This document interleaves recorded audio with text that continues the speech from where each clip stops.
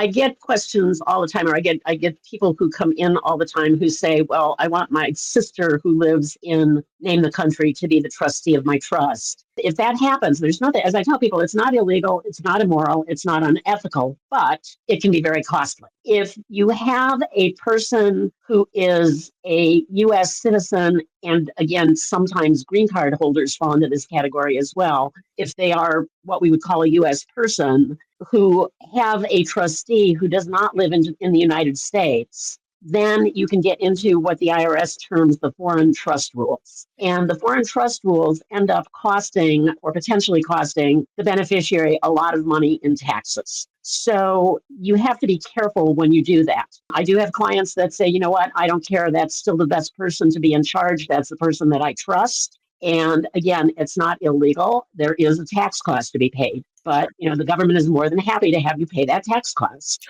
So if it's okay with you, it's certainly okay with them. Okay. Yeah, there's so much concern about money laundering that the banks are reluctant to have any account holders who don't live in the U.S. Yeah, and that's not because of any law or executive order or anything. It's just a bank by bank policy.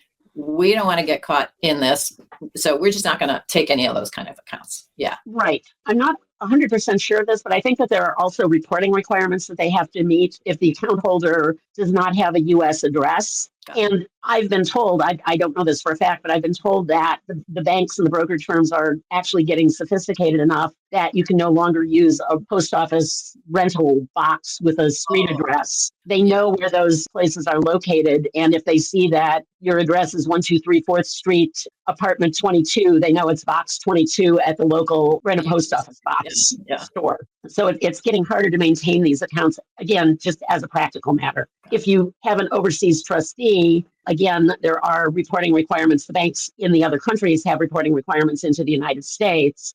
I have some clients, and I'm not recommending this, but it is something that I'm seeing clients overseas do, where again, if the child is living overseas, they're actually just giving the account outright as a gift to the child's guardian and trusting that that guardian is going to use the money for the children. That can be a very dangerous way to go because certain countries have what are called forced heirship rules, where if the guardian dies, they are required by the law of their country to give X percent of the estate to their spouse or to their children or to their spouse and their children. And even if they've set up a will that says all of this money goes to my brother's children, it's not going to be enforced.